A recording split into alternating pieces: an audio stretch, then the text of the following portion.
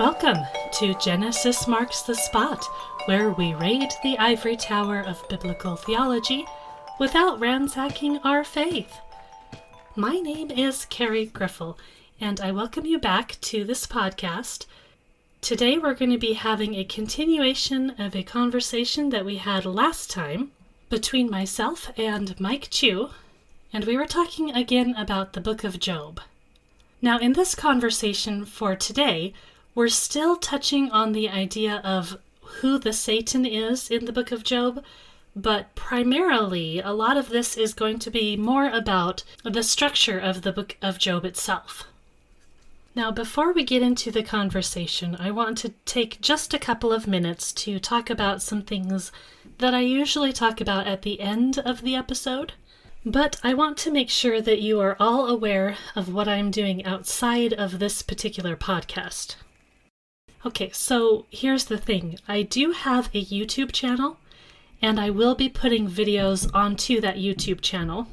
I also might be putting short segments of my podcast episodes onto YouTube, just to make them easily shareable and things like that. But I do more than that on YouTube as well. I partner with two different YouTube channels. One of them is Myths, Mysteries, and Majesty. I do have a few conversations on there, and I am good friends with a lot of the other people who are on there. The other YouTube channel that I partner with is Faith Unaltered. And on Faith Unaltered, I am going to be doing a regular segment of my own. This is called Pilgrims in a Holy Land. I actually started it back in December or January, but then I had a whole bunch of really weird technical problems with streaming and my computer and noise and all of these things, so I put that on hold for the moment till I could get all of that ironed out. It is, I think, primarily ironed out. So I have restarted that segment on Faith Unaltered. So it's not going to be on my YouTube channel, which is Genesis Marks the Spot. It's going to be on Faith Unaltered's YouTube channel. But it will be a regular segment there.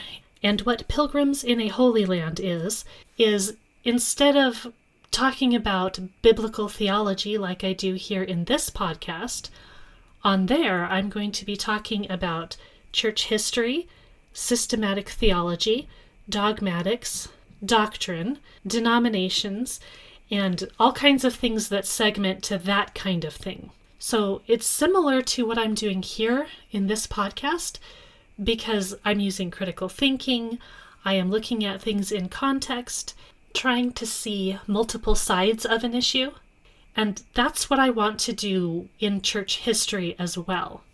And why did I call it Pilgrims in a Holy Land? Well, you might catch the reference to something else, but we are all pilgrims, we are all on journeys, and I'm not discounting the original Holy Land, but with Jesus and the body of Christ now encompassing the entire earth, the Holy Land is not just located in one small segment of the world. It is actually wherever we are as Christians. Anyway, that is my thinking about it. So if you want to subscribe to these YouTube channels, that would be great. The channel Myths, Mysteries, and Majesty tackles paranormal topics, weird topics, difficult parts of the Bible, archaeology, all kinds of really interesting topics. So go check that out if you're interested. On Faith Unaltered, it is a very wide range of apologetics topics, live streams, conversations of all types of things from the Trinity to different types of theism, and it just has a really wide range of topics and views. So check those out if you're interested. Check out my new segment on Faith Unaltered called Pilgrims in a Holy Land, and keep an eye out for videos that I'm going to have on my own channel, Genesis Marks the Spot. One of the first I want to do is going to be a video about my note-taking methods. So if you're interested in that, make sure you tune in there and subscribe. And also, if you are a newsletter subscriber, I'm going to be putting out information about those as well there. So that's a really good place to find information about the times that I'm going to be on Pilgrims in a Holy Land and other stuff like that. So Thanks for letting me ramble here a little bit before I get into this conversation with Mike. But before I do that, I also want to mention the Divine Council Worldview podcast, which Mike co-hosts with Dr. Ron Johnson, as well as a few surprise others. So go check that out if you are interested in Dr. Heiser's material, in the Divine Council Worldview perspective of reading the Bible. Some of the interesting elements that are going into that podcast is some of the practical side of all of that, which is really, really fascinating. So go check that out if you're interested. I know I've just given you guys a lot of stuff to listen to. I hope that doesn't mean you stop listening here, but part of why I love doing a podcast is the communal aspects that go into this. One thing that's great about podcasting these days is it is a community, and a lot of us podcasters work together, talk together, and we are kind of this family of trying to get content out to all of you who are listening. So I do appreciate the support, and at the end of this episode, I am going to be talking a little bit more in depth about how you can support me as well, because a lot of you already are, and I want to say how appreciative I am of that, and I want to let you all know all of the various ways in which you can support me. You guys are a great blessing. Let me just tell you that right now. So I want to tell you all thank you, and I want to go ahead and get back into this conversation that I had with Mike Chu. So here you go. I hope you enjoy it. Well, let's talk for just a bit about the dialogue between the friends and Job, because you have some suggestion, for instance, in Eliphaz's vision about this connection with Ha-Satan. And, so there's a suggestion in the book of Job where we might read back the earlier chapters into what we're seeing in the dialogue between the friends and the dialogue of how Job is responding to them and things like that. Through a first reading, right? If you're reading these dialogues or listening to these dialogues for the first time, the initial setup pretty much is you as the reader or the listener, you're sitting down and you're basically listening to a debate between four friends. You have the sufferer and you have three paragons of different versions of ancient Near Eastern wisdom. They will all have their own particular spin, but those three especially have a common root, which is their worldview is still on the idea that the world is built on justice. You do good, you get good. You do bad, you get bad. And so you're listening to all three, and then eventually you get to the fourth guy, Elihu, and then we're all wondering, where did you come from? And and then we're just kind of thinking, oh, okay, so maybe that's what the book of Job is going towards, that we're going to have to eventually evaluate and decide who's right. Is it the three friends plus Elihu, or is it Job? And Job is not making any real argument for a theodicy. He's actually challenging every one of these theodicies. He's pointing out all the deficiencies, all the brokenness in these theodicies. He's pointing out like, no, that doesn't make any sense. No, I used to think that. No, that doesn't make sense either. And he keeps pushing back. He wouldn't submit to their logic and their arguments. And so you as the reader, if you're initially reading this the first time, you might be thinking, I'm going to have to come to a decision of who is going to be right. And then God shows up. And that's actually the big surprise of the book. Because every other version of the book of Job doesn't have the God that they're complaining to or asking questions like, what's going on, show up. He actually shows up, and which is like such a unique thing in in this Israelite Jewish version of Job, is that Yahweh actually makes time, actually comes before a creature of dust. It's like, let's talk. And again, this comes back to what I alluded to earlier. If you're assuming that God is coming to set Job straight, like, you idiot, like, let me show you something. If you think that's God's attitude, then you're going to interpret what he says to Job very differently than if you actually consider the fact that in the Hebrew, right, Job in chapter 3 calls himself a gever. And in my own personal translation, I called him a strong, genuine male child. And then throughout the dialogues, in the poetic dialogues, the friends are picking up that he used that word of like, who do you think you are? A Gever? Oh, surely you're a Gever. And they're making fun of him. And so again, if you're assuming God is coming to set Job straight, he's going to put him in his place, then when God uses the word Gever, you're thinking he's saying it in the same way like the friends. Here's my challenge. What if he's not? What if he's actually saying to Job, you said that you're a Gever? You are a Gever. And since you are a Gever, a strong, genuine man, get up here. Come to me. Let's talk. Let's chat. Let's have a face-to-face dialogue. You wanted one? I will give you one. Let's do it. Let's talk. And the way that this happens is very similar to the way that God talked with his prophets, like Moses. And this is where, again, we as English readers so often are left befuddled because we don't understand how narrative dialogue occurs in Hebrew writing. Robert Alter was the one that really helped illuminate this for me, that you see in the text these indicators that one person talks, it's like a ping pong match.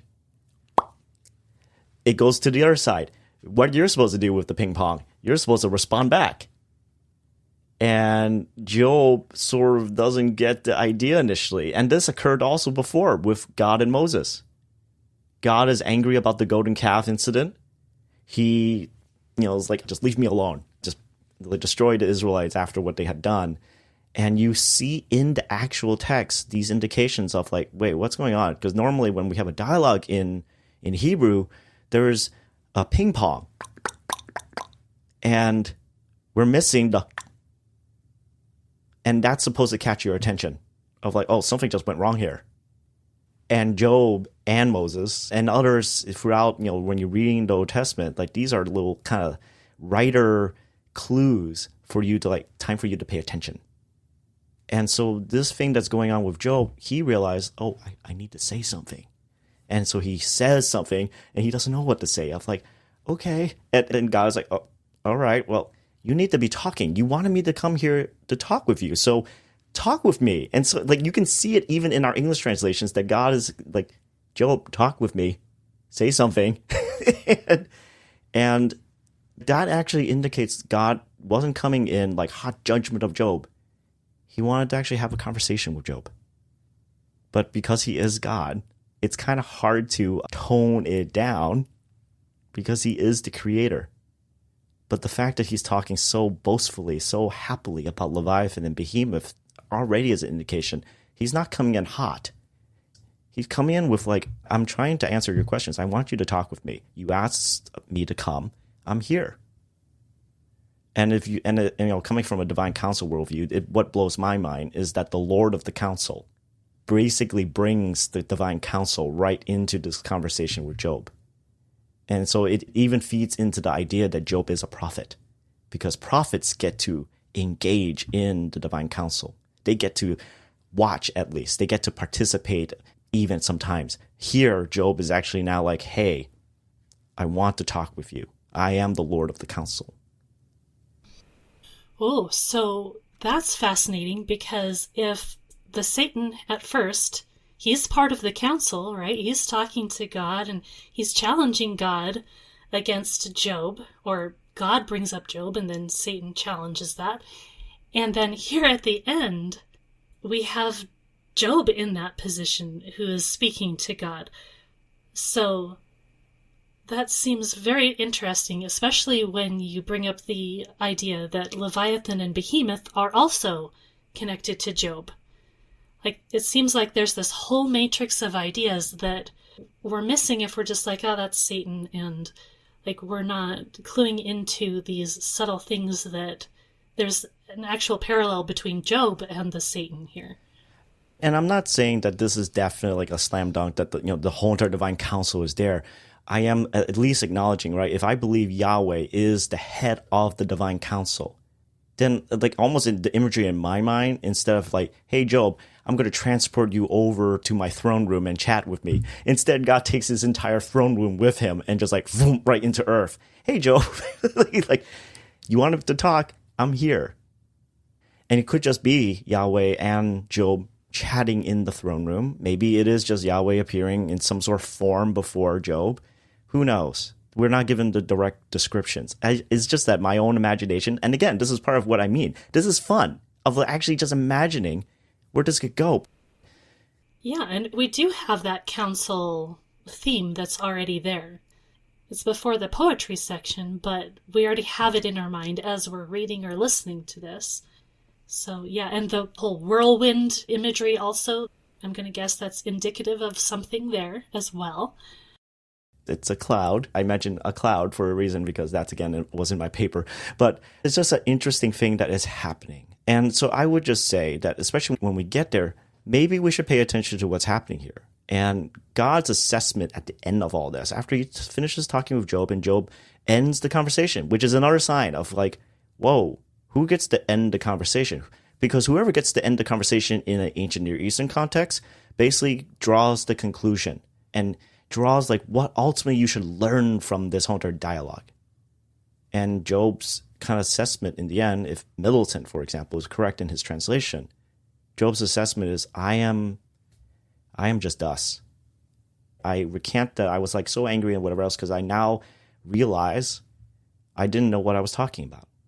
But that the fact that Yahweh came to talk with a creature of dust, right? And then God then again speaks after all this with Job, and he talks to the three friends, and he specifically just calls out Eliphaz and says to Eliphaz and the two other friends, he's angry with them because only Job was the one that spoke rightly to God, to Yahweh. And based on even just one Hebrew word, the difference between Eliphaz and the friends with Job seems to be Job spoke to God, while Eliphaz and the two friends spoke about God. They speculated. And so that really actually, for me, when then you go back and do a rereading, that needs to actually then start coming into your mind of like, okay, so I originally was wrong. I thought I, as the audience, was going to have to come down to who is right, who has the correct theodicy, who has the correct vision about how suffering works in our world. But now that we had this whole entire thing with God, because it never resolves, there is no theodicy that's offered. God just basically points out these three didn't know what they were talking about. And so if we keep that in mind, we're coming back to do a rereading, because that's what you should be doing when you're encountering scriptures. You should be rereading. That your second read-through, your third read-through, your how many read-throughs, that should actually start influencing how trustworthy is Eliphaz? How trustworthy are these two other friends? Really, do I treat their words as authoritative? Do I treat their words as informative even? Or are they actually saying stuff they don't know anything about? And personally, that's kind of where I've been landing. Because when you look at really looking at the dialogues, and this is sometimes where I sometimes get frustrated, that sometimes people just gloss through and they don't realize, did you know that he actually said that to him? That this friend said this to Job? We have Bildad, near the end of these debates and dialogues with Job, outrightly just says to Job, your 10 children, they probably sinned, didn't they? That's probably why they died. But don't worry, your latter days, the good days are coming, Job. It'll be all good. But your 10 children, they kind of got what they deserve. I mean, if you imagine being a parent who lost a child due to like a car accident that the child was, collided with, and then to have a friend tell you, oh, your daughter, she probably wasn't paying attention. That's why she died. How would you react? Like the poetry is supposed to invoke emotion in you as you're reading it. And I remember reading that part without, again, finally, that filter I was able to lay down. And I'm just, what in the world? These are friends. These are people who supposedly knew Job for years. The way they're described, they're seen and portrayed as like they're really good friends. And then Bildad says this. Like, what kind of friend says this? Like, does he know the mind of God? Does he even know what happened in the council? None of them do. So how can he say that? How can I take anything that he says as being true or reliable? Right. Well, and there, it seems like that is kind of another angle to see this Job in the council as a prophet kind of a thing. Because Job is the one speaking rightly, whereas the other friends, they never got that counsel with God. They aren't in his presence. They aren't confronted with the whirlwind and these kinds of things. And yeah. One of my, again, that's actually the same Bible teacher I mentioned once before. He one time tried to come up with a biblical teaching from one of the friends of Job. And his justification was because he knows the end of the story. He knows that God's assessment of their words were, they did not speak rightly about me. But he still was trying to draw out like one of their sayings as though this is biblical truth that we should really like meditate on.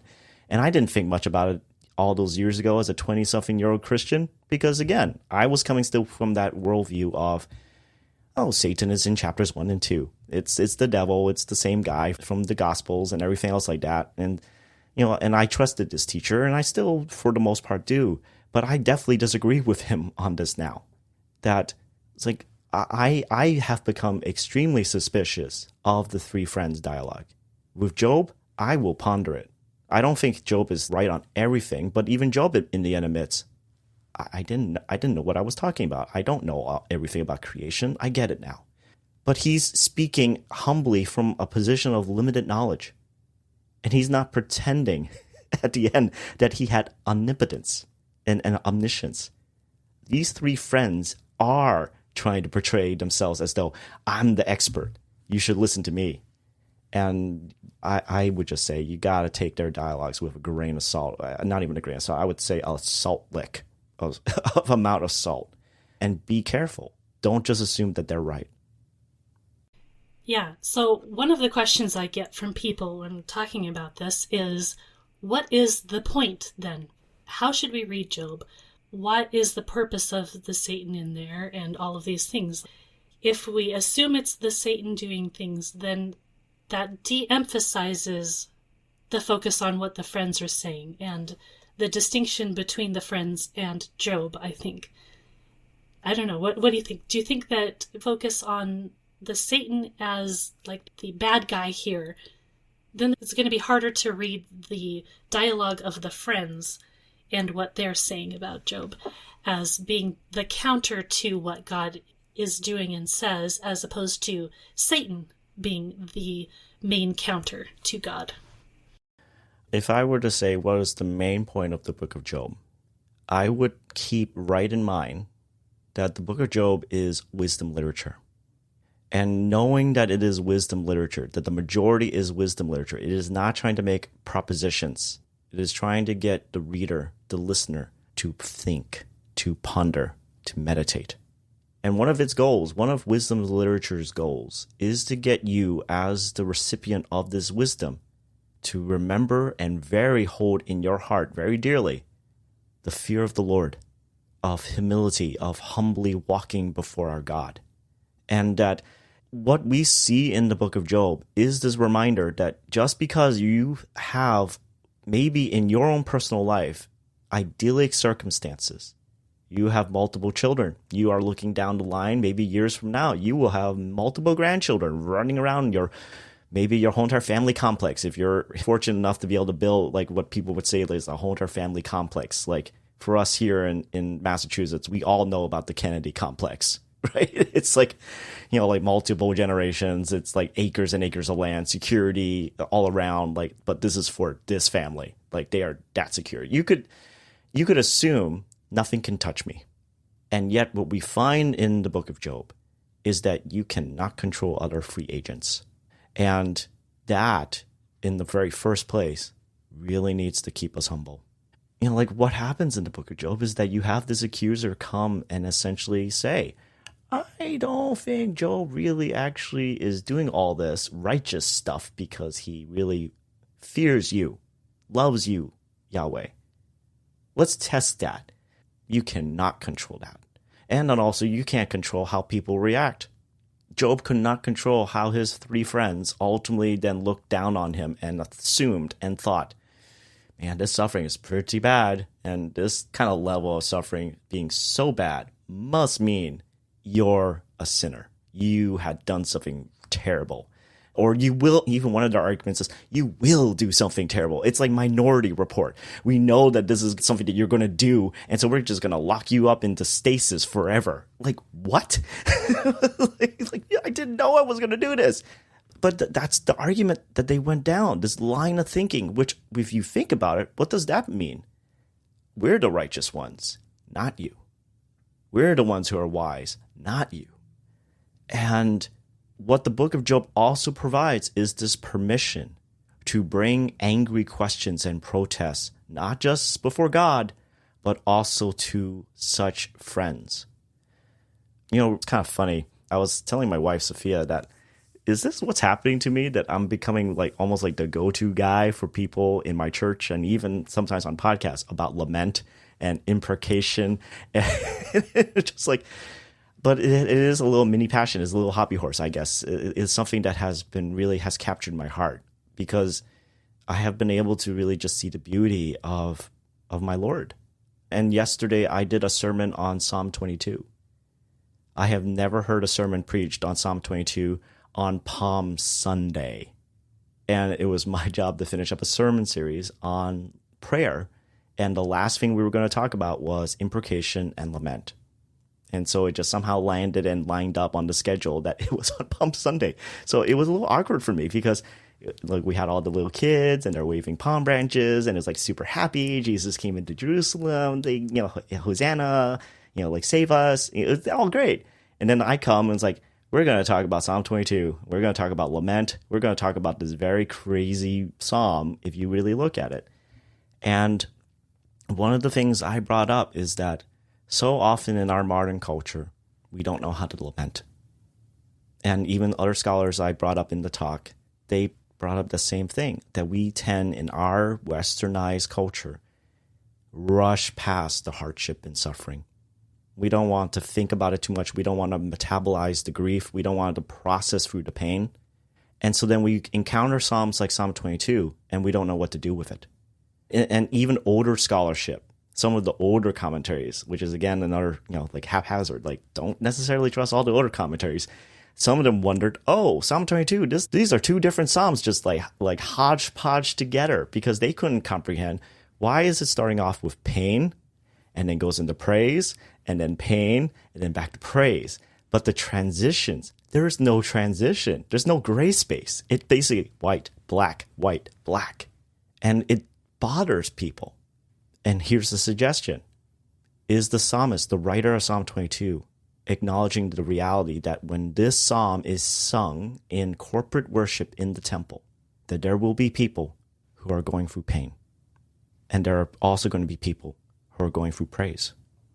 And that they are standing side by side with one another. That they are in the same place of worship, in the same moment of worship.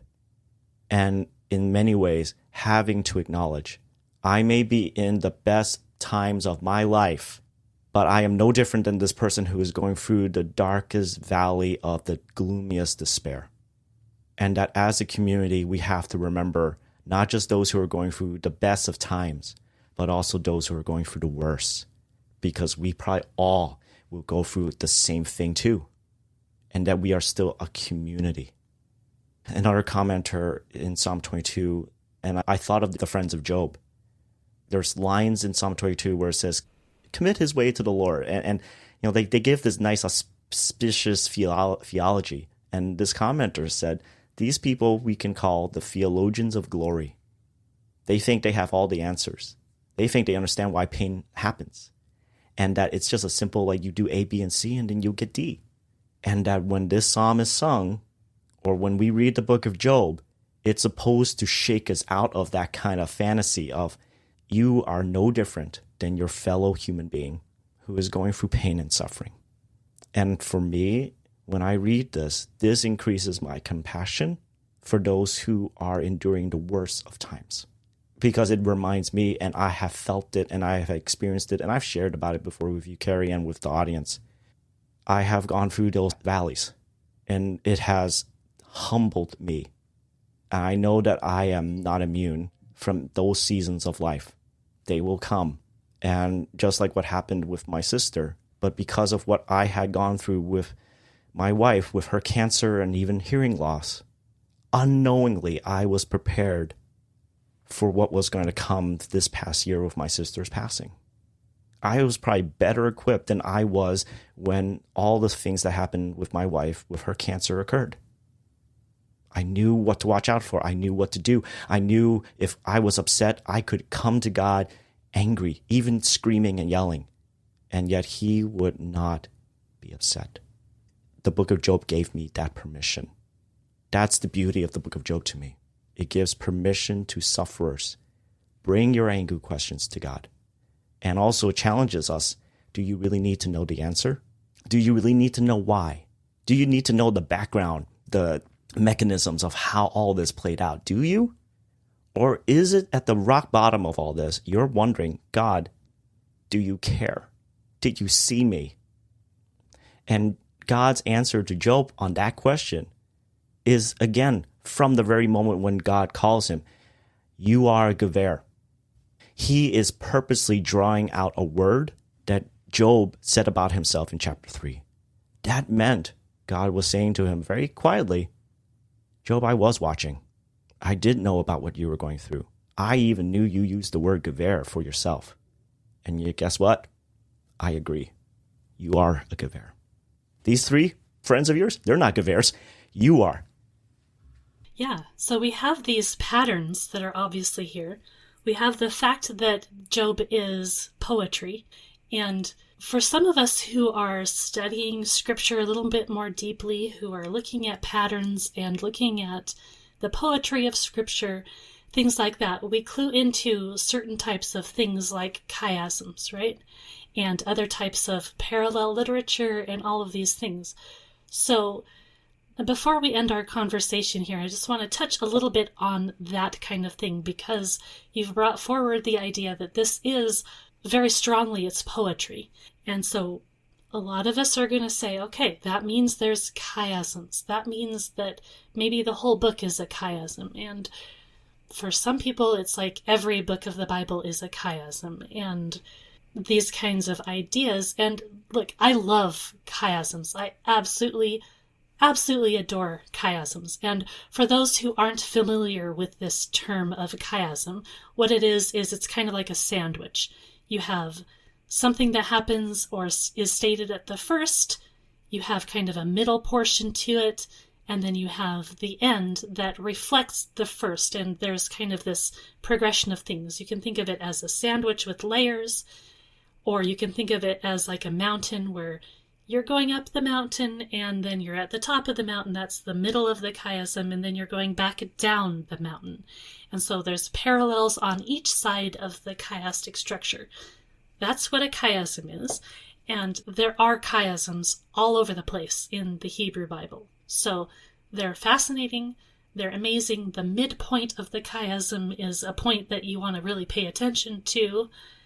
But let's talk a little bit about chiasms and the structure of Job in general. Do you see the book of Job as a chiasm? I would say there are chiasms every so often throughout the book of Job. Though the funny thing is, scholars don't necessarily all agree on every one of them as a chiasm. So then you got to also kind of wonder about that. But I would caution against assuming that the entire book is a chiasm, right? Because there's so many factors that goes into it. And, Carrie, you mentioned how, like, there are some people who think that every book in the Bible or the entire Bible is a chiasm.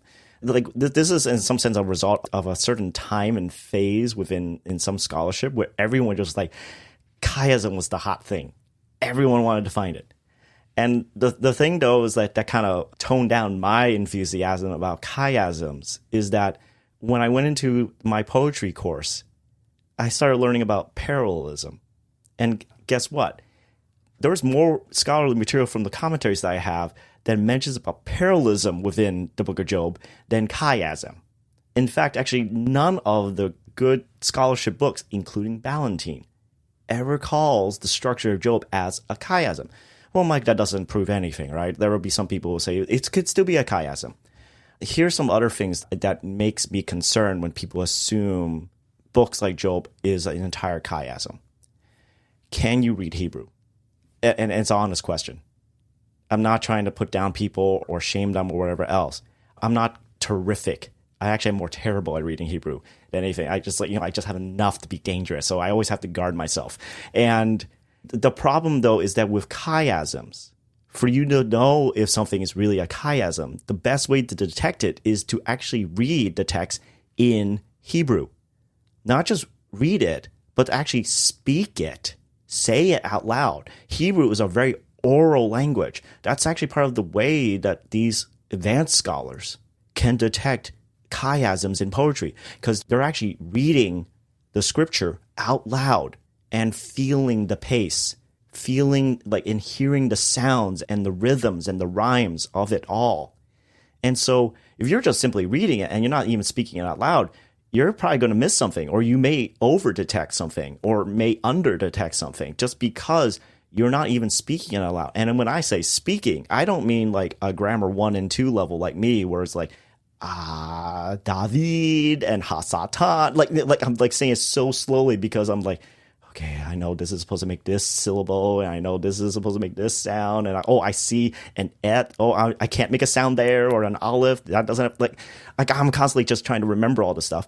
But fluent speakers, people who've been doing this for decades, and they're actively speaking this all the time in their own research. Those are the kind of folks that I definitely look up to and just say, like, please teach me from your mountain, because I'm terrible right now at it.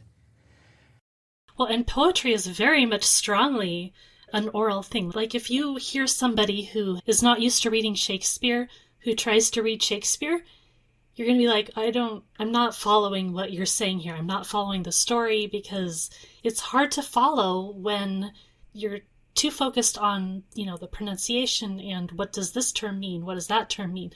But if you hear somebody who's very versed in performing Shakespeare, then you're actually going to understand and follow the story very easily, because they are performing it. They're showing it and presenting it in a way that has that flow, that has that rhythm, that you're understanding like the entire structure of the dialogue, all of these things. So poetry is the same kind of thing. Like you can't hesitantly speak poetry and get the same impact and hear the same things as when you're hearing somebody who's fluent in that.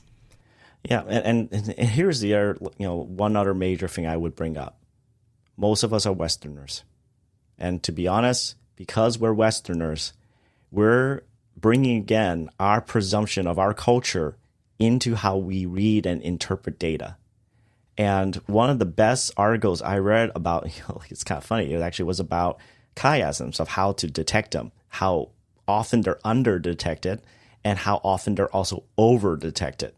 And it's an article inside the Dictionary of the Old Testament, Wisdom, Poetry, and Writings. It's one of those de facto books you have to read in order to get ready to start digging into poetry works of the Bible. And so the authors who wrote this, for under-detecting, that's the problem. Is that we can't speak the language as often, and so we're actually going to miss how it's sounding. And that's a big deal about determining if something is a chiasm. The other problem is that also under-detecting is because as Westerners, we tend to think things very linearly. A plus B equals C. And sometimes, certain eschatological models tend to do the same thing. They tend to read like the book of Revelation as a whole entire linear story going from beginning to end, and it just has to progress this way. Versus more of an ancient Near Eastern context, they are thinking in concentric circles. They're thinking in a concentric pattern. They're nesting with each other. They may be actually more like a tiramisu, layers down with each other. And so there's that factor that we have to contend with. So there's that problem. The over-detection at times can happen because we may be so enthusiastic about finding a chiasm that we make one up without even knowing that we are making it up. And some of the ways we know that you can detect that that's happening is when you look at even how these chiasms are broken out. Is it just really lopsided, for example? There's like 5 chapters on one end of the chiasm, and there's like 2 on the other end. like sure there's a hinge point, but it's not really balanced, is it? it's really just like spinning, and you just like, it's gonna break. So you got that problem. And so like, and also even just how they're broken down, do they honor the way that the poetry is structured? If your breakage in a chiasm happens while you're in technically the middle of a poetry piece, and there's all this other poetry stuff that the writer intended to do, and you're slicing it right there, then what you're actually ending up is you're breaking the original poetic pattern, which doesn't honor what the writer intended.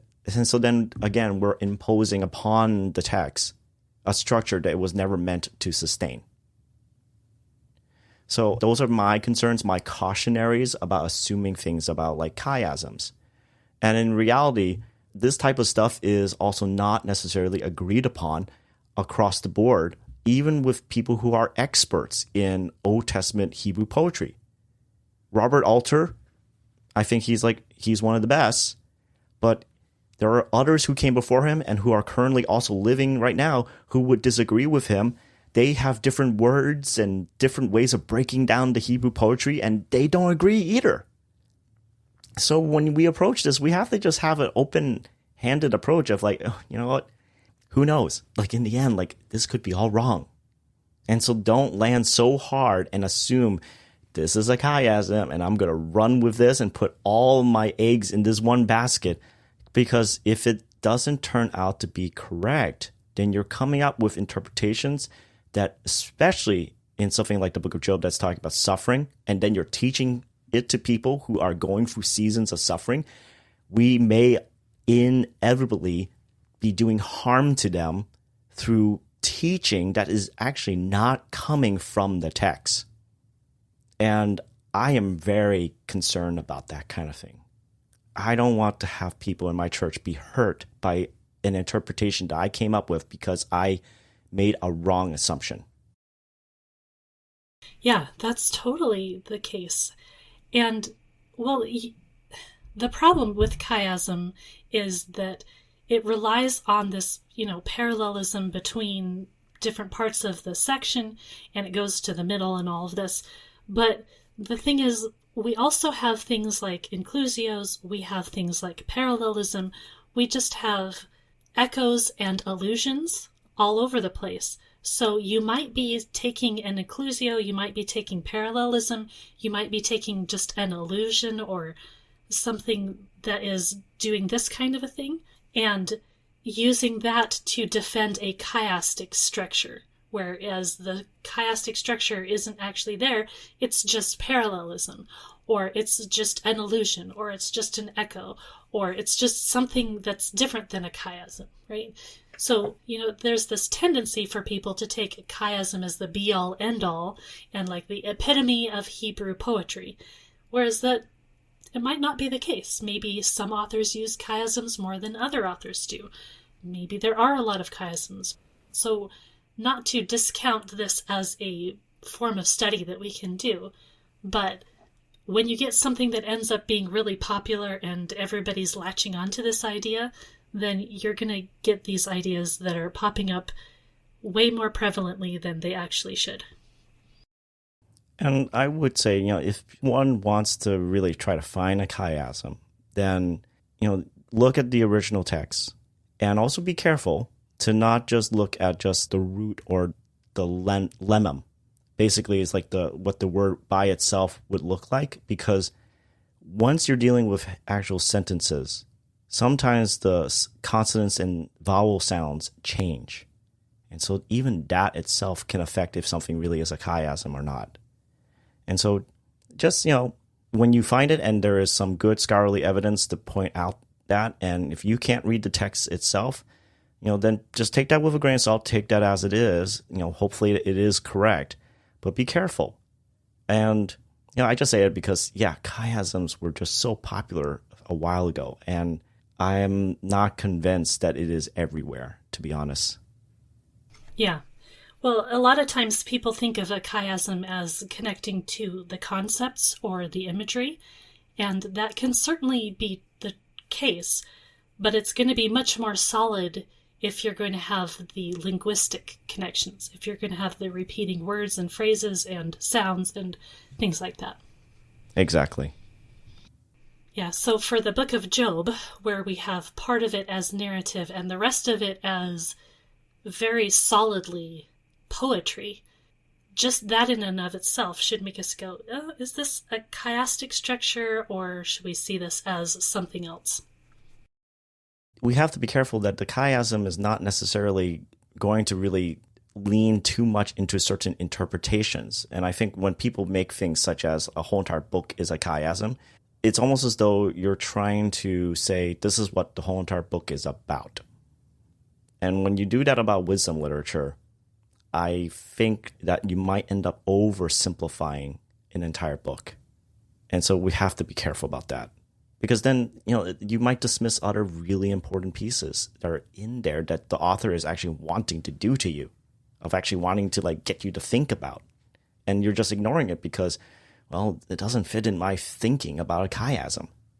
Yeah, the idea of the chiasm is the midpoint is the main point. And to be quite honest with you, a lot of times when we're reading scripture, it's the end. They still have that build-up and the conclusion and the end point that is actually the point of what the author is writing about. So, again, the chiastic structures can be very useful, and sometimes there are points where it really does hit on this is something very strong that the author is trying to point out or that the reader is going to be taking away. But if you're focusing on chiasms to the point that you're not realizing that the end is actually a really important point of the book of Job, then... For another example, another known poetry technique in Hebrew that people like to bring up is Psalm 119, and how every stanza, every word at the beginning of each sentence in each stanza is actually a letter from the Hebrew alphabet. So the first stanza, you will find the first word of each sentence starts with the letter Aleph. But here's the problem. You will never notice that in English. Can you imagine trying to start off each sentence in English with the letter A and just somehow making that work? And then some people, they make it as though this Psalm 119 is all about the law. And so it's the law from A to Z. And, it's a really quippy line that just makes me go oh my gosh, am I sucking on a lollipop? What I would say is that this is actually a technique for memorization. If I'm memorizing the scriptures, how can I be able to memorize this? Writer technique would be, I'll start off each word with the same letter. So then okay, which stanza am I in? What part am I in? Oh, I'm in Beit. And so then it helps your memory, and then you can recite it because you start picking up that pattern. It isn't necessarily that they're trying to make a theological statement of the law from A to Z. It might be, but that honestly just feels too quippy and a little too 21st century. Yeah, well, we are so divorced from that oral context of memorization that sometimes that's really important, especially when you're teaching your young people and all of these things. And I think it is the case that if we think that things like parallel structure and chiastic structure are kind of embedded in a way that you're thinking, because if you're an oral society, you're going to structure things in a way that's going to be easier for you to remember the order of things and not leave points out. And so if you're kind of used to thinking in these kinds of structures, then a lot of your writing is going to reflect that sheerly by accident. It's not like they've formulated this for particular theological reasons necessarily, as you said, but it might just be the case that it's there because this was used in a liturgy, or this was used in a particular teaching for the synagogues, or, the equivalent of the synagogues, and that kind of thing. There are parts of the text that are so old that we have from ancient times that editors have put some of this together, and so some of that is going to be reflective in our final text. It's not that the final text necessarily has the exact same points as all of the original writing necessarily, because it might have had some point for teaching or some other thing. Whereas what we need to focus on is our final canonical versions of these books. And so sometimes these chiastic structures, they're not even going to play any part into the theology and themes and ideas of the final writers. They just are going to be reflective of these past ways of thinking, and we might not even know why they had them structured like that. Yeah, I mean, that's what I mean. It's like there's just too many possible little problems that's why I'm uncomfortable with it, right? Because there will be some people who will point out, hey, these dialogues with Job's friends doesn't feel very balanced. And actually, they aren't. Like, if you're following this pattern, you're expecting something, and then it's like, wait, we're missing it. You get to the end, and it almost feels like, oh, they're so close. It's like watching, like a pole vault person running down the line, and it's good form and everything. And then they're all the way up in the air, and then they're about to clear, but oops, the ankle hit the bar. And you're just like, oh.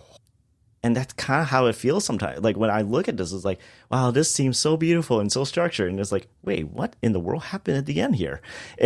and then, that's why also people point out about Elihu. It was like, where did this guy come from? He isn't mentioned at all in the dialogues or even the setup. Was he always there? Right. And this is, I think sometimes, like with Elihu, sometimes folks who are very from the Bible is inerrant and inspired, and it has to be exactly this way of how I think inerrancy and inspiration and infallibility has to play out, that then, they get very defensive when questions are asked, like, where was Elihu? It's like, oh, he was always there. It's like, but where in the text does it say? It doesn't say it, but he was just always there. Like, how do you know?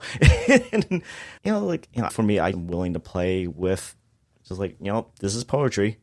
The author can do what he wants, and he can edit it the way he wants. He's not beholden to a 21st century linear way of thinking. We actually need to submit to his ancient Near Eastern way of thinking if we want to better comprehend what is he doing to us as the audience. What is he trying to do to us as the audience? So that's why at times, like, you gotta be careful. You can't just put too much stock into one way of looking at it, just because there's so many other little factors that just can break every theory down. Yeah, so the caution here would be, when you're studying chiasms and you come across people who kind of formulate it, ask yourself, how can we find those parallel Hebrew phrases and words, and can we look at it in the original Hebrew at least to kind of see it more than just conceptual ideas, and actually looking into the language, which that's hard to do. But, with the prevalence of interlinears and so many online options for study, we can actually do that a lot more than we could ever have done that in the past before. So, yeah, that would be my challenge, is don't take somebody's chiastic structure as given just because it looks pretty in concept. Especially if it kind of causes you to lose focus on, what is the book of Job talking about? Well, it's wisdom literature. So what is wisdom literature supposed to do to you? And if you don't even know the answer to that, then that might be like, you should start there first before getting fascinated with a structure. Yeah, genre matters. It matters a lot. Well, I guess we will go ahead and wrap up here. Is there anything you'd like to say at the end, or anything you wanted to add to what we've already said? Well, if anything, I hope it's okay if I plug a little bit about, like, I've joined the ranks of podcasters now, apparently. So as I am now part of the Divine Council Worldview podcast with Dr. Ron Johnson. I mentioned it a little earlier, and we have been doing a whole entire work through of going through the book of Genesis. And the way that Ron likes to call it is to test drive ideas. So we're not necessarily saying, as we're going through each of these chapters and going through the book of Genesis, that we completely agree with this. And also, please hear me out. Ron and I are not necessarily going to agree with each other. Actually, I know we are not going to be agreeing with each other once we get to certain passages. I'm bracing myself, and he is the scholar. I guess I am also a scholar technically, but I'm an MDiv scholar versus he's like a full-on PhD scholar. So I know my place. But at the same time, I'm so grateful that he's willing to actually have dialogue and conversation with me, and that we can play around with the ideas. And, I know maybe some people might be concerned when I use the word play. I guess that's kind of the best way I would say it. I'm not saying play as in like maliciousness, but to really just, yeah, test drive the ideas. How does it feel? Does it work with the other pieces of scripture? And, it just broadens your understanding and your horizons to see the text. And especially since we're trying to figure out what was the original context, how the original audience is trying to understand this, in some sense, you have to play and experiment with ideas. And so that's what we've been doing. I mean, recently, the most recent episode that just got released is just us talking about Genesis 3 and asking the question about what is the seed of the woman? And so I have my own convictions about what that is, and also my approach of how I would teach that, and Ron has his. And so it was a good conversation of just going back and forth of, we're not angry with each other, but we're understanding where each other is coming from. And I think that's always the goal of when you're doing good scholarship and good work and research. You are respectful and able to understand the other person's perspective, though you may not agree with the conclusion in the end. Perfect. And honestly, I would definitely put it the way that you just did as well. And that's kind of what I want to do here too. And so when I get dialogue from other people and maybe some pushback on some of the things that I say in my episodes, that's absolutely fine. I love that kind of interaction. I love the pushback. I love people throwing in other ideas and saying, well, maybe let's look at it this way, because that's where growth happens. Like this whole idea and conversation about Job and seeing Satan here, that has actually happened in my own interpretation of this book. As I talk to people and as people push back on this idea and on that idea, then I get kind of a more full picture, or I get to see it in a different presentation. It doesn't mean I have to agree. It doesn't mean I have to necessarily change my idea. It doesn't mean that my idea is necessarily right and their idea is wrong. Like, I want to see all of these things come together. I want to see as much information and these ideas piled on top of one another, which is what you have to do in order to build a solid case for anything. And so I love it. I'm so excited for the Divine Council Worldview podcast. And if you guys haven't checked that out, please do so. There is amazing dialogue happening in that, and much more to come in the future. Thank you, Carrie. Appreciate it. Thanks, Mike. All right, well, that is it for this episode. And as always, I want to thank you for listening. Thank you guys for sharing the episodes, for rating the podcast, for contacting me in various ways and for various purposes that you do, either to give me feedback for the episodes, or to ask me questions, or to submit Q&A questions, hint, hint, or to give me ideas for new topics for entire episodes. I really appreciate all of those things that you guys do. Now, before I end, I want to talk a little bit about the specific things about supporting me, because there's a few things that I've been thinking about this week in regards to that. For one thing, I don't mention enough about prayers and how I really appreciate it when you guys do pray for me, because I think that that is a really, really big thing that the body of Christ does together, and it has a massive impact. So thank you guys for all of your prayers. And as I said, thank you for sharing the episodes, for rating the podcast, for listening, because if you're not aware, all of those things impact the algorithms. And the algorithms can do things like make sure that my episodes pop up in your feed, or my episodes or my podcast as a whole might get suggested to other people who are interested in this kind of thing. It just helps the visibility of things, and unfortunately, we just live in a world that is driven by algorithm. And when we impact things in certain ways, like liking things, subscribing, being involved in different ways, talking about it, algorithms pick those things up. So every time you do something like that, it actually impacts things.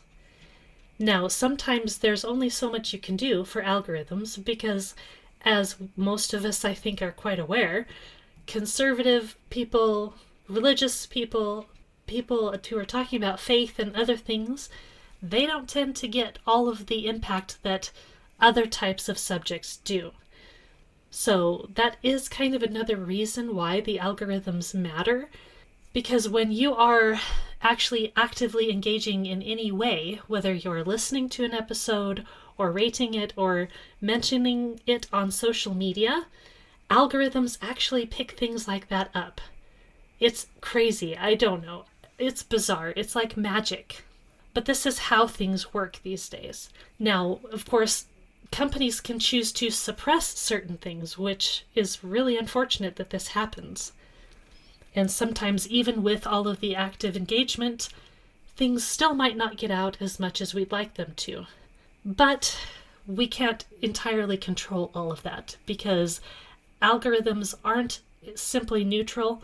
They are controlled by the powers that be in various ways, whether that is YouTube, Google, Facebook, whatever. But nonetheless, this is why it's important to get it out on different places. And this is also why I do a podcast, because a podcast is spread out. It's not like a YouTube channel, which is entirely beholden to YouTube. And YouTube can choose to suppress your content. Facebook can choose to suppress your content. Just because you're a member of a group doesn't mean that you're going to be shown posts from that group.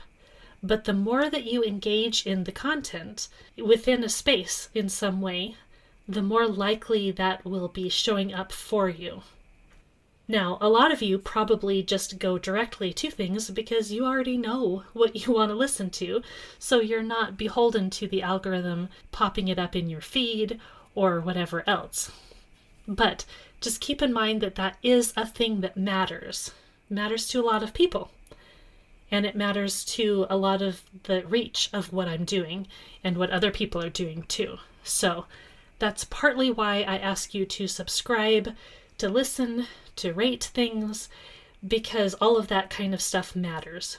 So, I don't know, a lot of you probably are already aware of that. Some of you might not be, because this is like a mystical, magical realm of existence that we didn't have 20 years ago. So it's a crazy thing. Now, since I'm talking about all this other stuff, I also want to mention financial support, because a lot of people I talk to, they don't really know why I need financial support, or what I'm going to do with it, or why it could benefit anything. So I do want to talk a bit about that. I don't want to belabor the point in every episode, but I want to kind of lay it out here for you, just so you're aware. So just like the algorithm stuff, a lot of you might not be super familiar with how this kind of stuff works. Maybe you hear words like monetization and things like that, and we tend to think that that means something, or maybe it's something mystical again that we don't understand. And to some degree, it's kind of true, because there's a lot of ways that people who are producing content can be monetized. Like for YouTube, you can get monetized after you have a certain number of subscribers. You can't be monetized before then.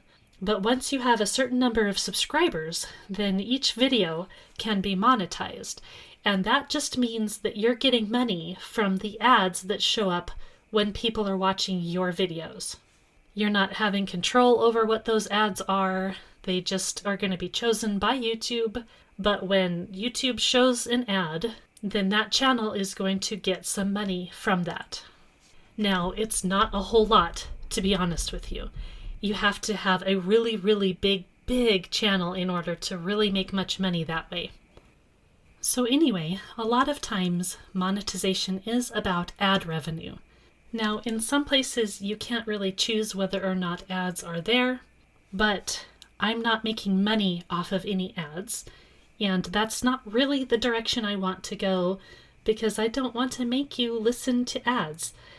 Now, there might be some exception in the future if somebody wants to sponsor me and it's a product I think you really are going to want and like and enjoy, and it's going to benefit you, but that would be a really high standard. Okay, so another way that you can earn money is by merchandise and books and products and things like that. And I am working on getting stuff like that out. Like, you're going to get something back for what you're paying me for, right? So that's helping my content, and you're also getting something physical or perhaps digital in return. Another way is by doing consulting work, and this is a thing that I've done before. Now, I'm happy to just field your questions, but if you want in-depth, really like personal meetups and things like that where we go really deep into a particular topic that you need help with, then that might be something that is a little bit beyond just answering some questions. And then finally, there's the route of pure donation, right? So either through Patreon or PayPal or getting me a donation in some other form. And I'll be honest with you, this is one of the best ways you can financially support me. Whether it's a one-time donation, whether it's a small or larger donation every month. Like even if you give me a small donation, if I have a whole bunch of people giving me a small donation, that adds up. Now, what do I use it for? Well, for one thing, I do have podcast bills. So doing this is a financial cost every month. I have a host to pay, I have a website to pay, I have editing software to pay, I have some other things like that. Then on top of that, I have resources to buy so that I can be up to date on things or review things or get the best content to help answer questions or to address a topic. I want you to know that I love doing this, and no matter what kind of income I'm getting in, as long as I am capable of doing this, I will do this. So I don't want anyone to feel obligated in any way, but if it's on your heart and you want to help me out and you can bless me with a little bit, I really, really appreciate it.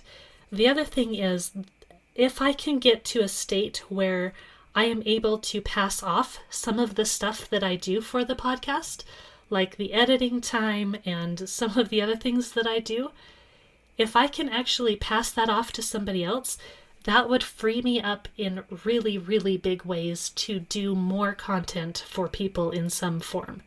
I could also up my production value in a lot of ways. I could do more YouTube videos, things like that. I don't know what all I could do. If there is something that you think that I could bless you with, I would love to be able to do that more. But also, like, from my perspective, if I am getting content from another person that I highly value, then I want that person's time to be compensated. It's harder for me to say that my time should be compensated. It's hard for me to ask for that. But it is true that this podcast takes a lot of my time. Like, it is a full-time job, basically. And I love it. And I'm not going to not do it. But I really appreciate those of you who are in position to help me out, because I don't think everyone should be in position to help me out. And this is why I don't want to put my content behind a paywall or, do like something like bonus episodes where you have to pay in order to hear the bonus episodes. I would like the information out for everyone. So if you are helping me with that, then you're also helping other people along the way, if that makes any kind of sense. Anyway, that's harder for me to say for myself than it is for me to say that other people should also get that. But, it's hypocritical for me to say that other people should get it if I also don't deserve it. So that's kind of just my putting out my own thoughts and perspectives and my own philosophy on all of that. My heart is for more and more people to be able to learn and to have access to the most amazing things that scholars are learning and, new ideas, new thoughts, new critical thinking, new ways of understanding our place in the world and how we can live that out.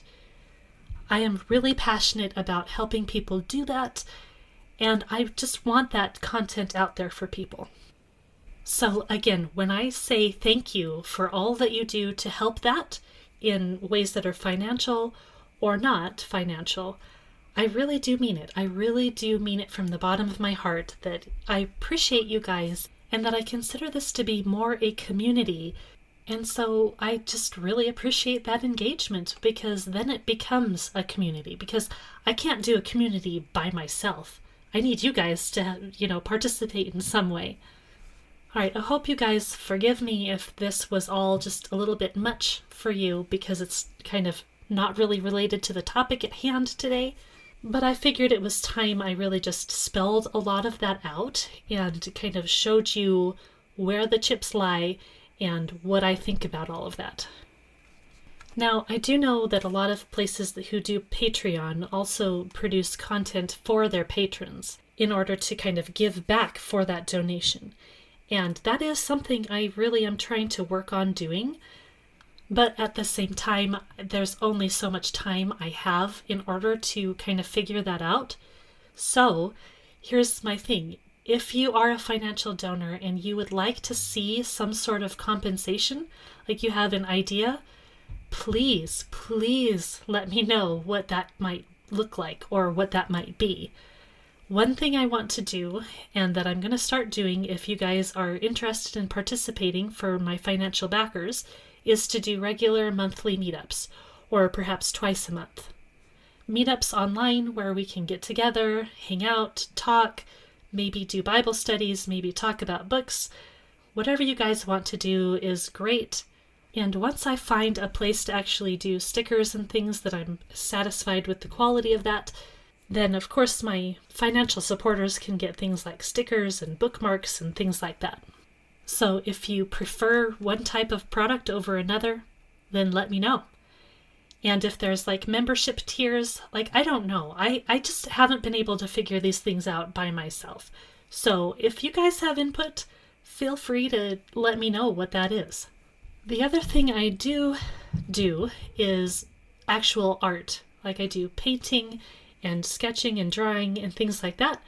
If that's something that you enjoy and you are a supporter, then by all means raise your hand and say, I would like some original art, because I would absolutely send you some. I'm just not going to do that for everyone because not everyone appreciates it, and that's fine. But if you do, let me know, because I would love to send you a painting or a sketch or a card or something like that. I absolutely would love to do that. So do not feel shy to let me know about that. Another thing I am doing is I'm working on homemade sketchbooks. I love making homemade sketchbooks, but I can't use them all. Like I'll make them and then I have too many that I can't use. So anyone who's interested in like a blank journal, you can look forward to seeing some of the things I do for that as well. I will probably be making some specifically in order to use as giveaways. But anyway, I have rambled about this long enough. I appreciate your patience with that. Like I said, I'm not going to do this very much, but I did want to take some time to really just lay all of that out so you know what's going on there. And I really appreciate you guys. If you've stuck around this long in the episode, even with all of my rambling, thank you. And I wish you all a blessed week, and we will see you later.